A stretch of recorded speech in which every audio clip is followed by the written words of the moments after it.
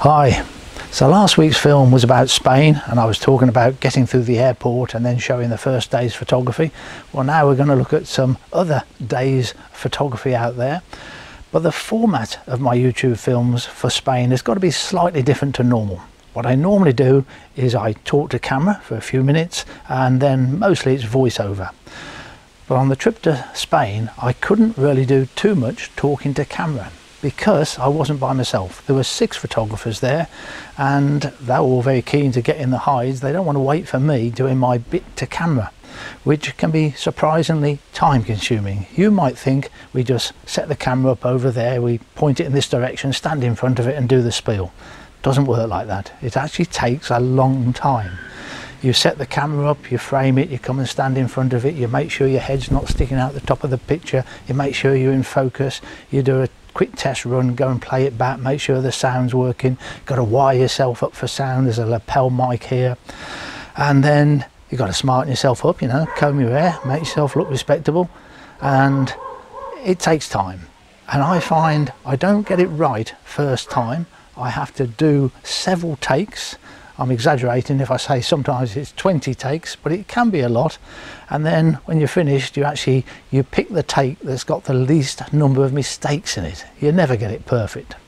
So I wasn't able to do too much to camera, so that's what I'm doing now. So we'll start off in the raptor hide, where various species were coming down, and then we'll move on to the harrier hide, specifically set up for marsh harriers. Most of the hides that we visited during the week we had at El Teray didn't require any walking. You could get the vehicle up to most of them very close. Here we have 3 hides with 2 people in each hide. Every hide has this one-way glass through, which is very advantageous for not disturbing the birds. In some places when I've used this, it's not been optically perfect, but here it was. I had no complaints at all about the quality of the glass. It didn't seem to interfere with the pictures at all. Common buzzard. Long way for me to go to photograph a common buzzard. I've done plenty of buzzard pictures back home in the Midlands. But actually common buzzard wasn't there too often. Black kite on the other hand were frequent visitors. There's a dead tree just off to the left where they would gather.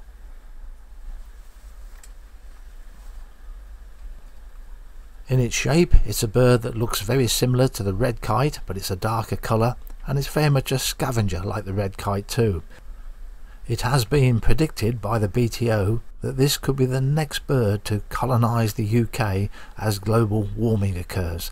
As it gets warmer, they're moving further north into Europe, and it's really only the Channel that has probably stopped them coming into the UK already. So there could be a black kite near you soon.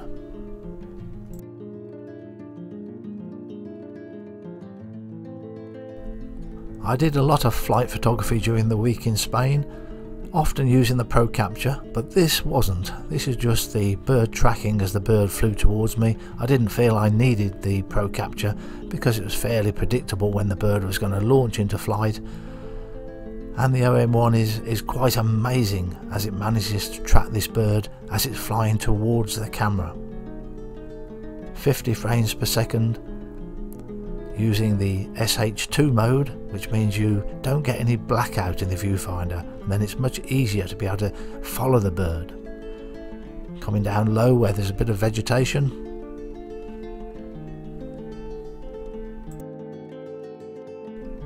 Although it was sunny nearly all of the time during the week I was in Spain, I stuck to shooting at 1600 ISO as my minimum. I'm happy to go faster, but I don't feel the need to go slower. I'm very happy with the quality, the lack of noise you get at 1600, and it does mean your shutter speed is higher.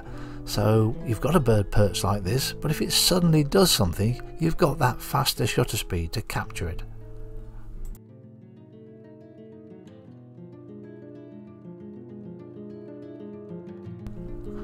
Of the birds that we could anticipate coming down in front of these hides, the marsh harrier was probably the one I'd most like to have photographed. And they were there a lot of the time.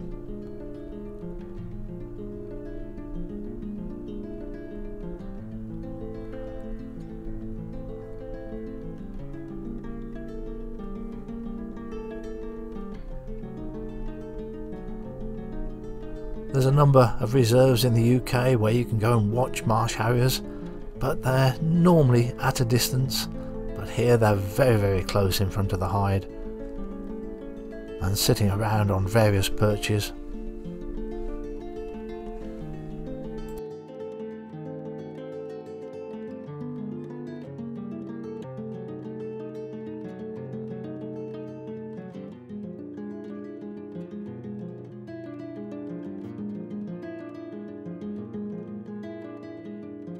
These are my two favourite flight shots of the session, 4,000th of a second, lens wide open at 4.5 and 1600 ISO.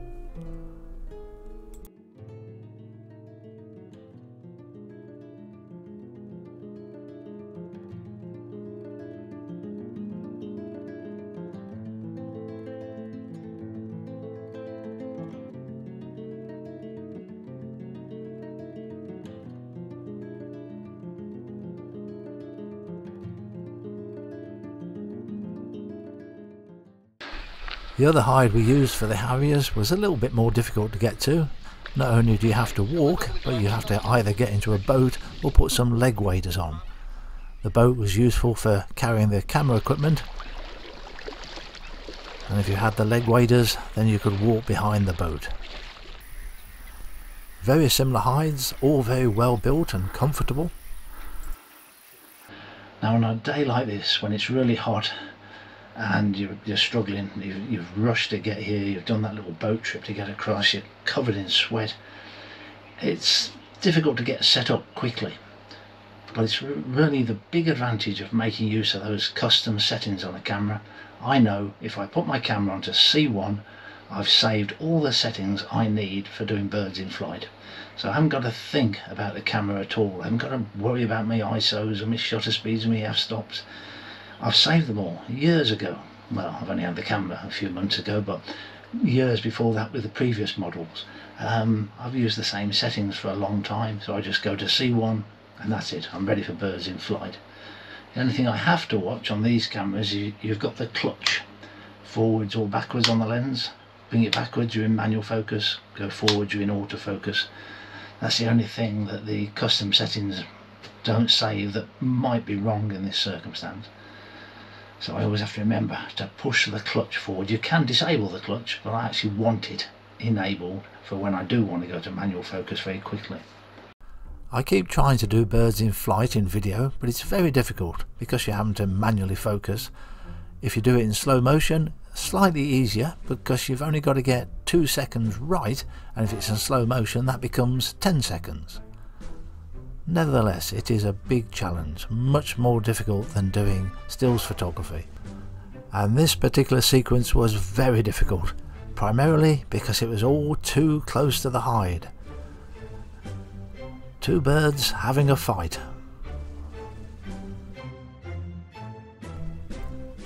And it was very repetitive. This went on and on for 30 minutes, but I am zoomed right back to 150mm. I can't go any wider than that, and I just can't squeeze the two birds in. I did carry with me to Spain the 40 to 150mm 2.8 lens, but I didn't have it with me in the hide. You can't carry everything all of the time.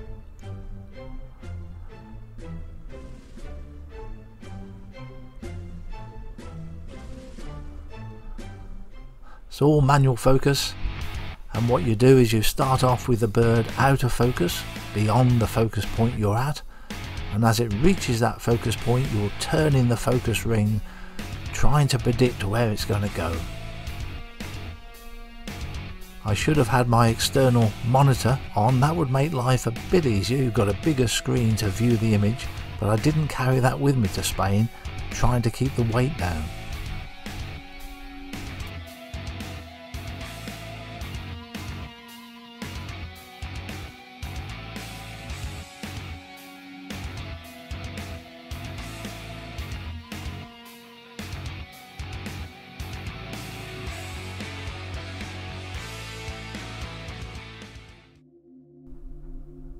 And a few of the stills images I tried to take of the same bit of action.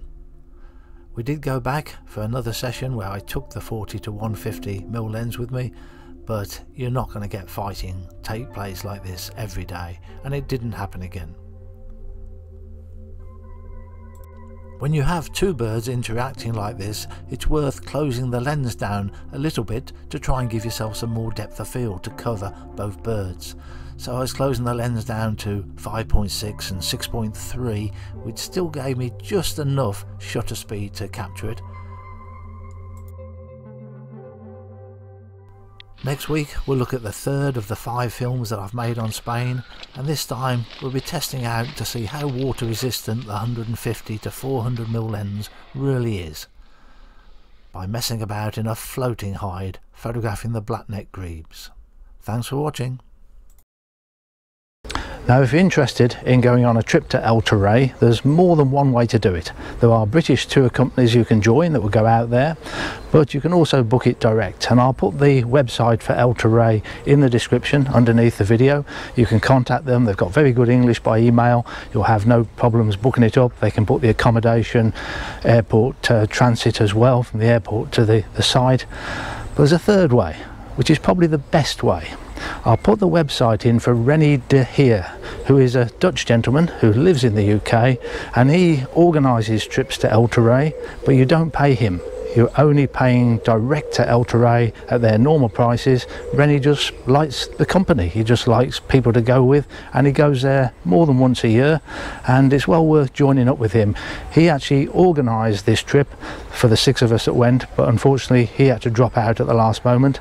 But that is probably the best way to go.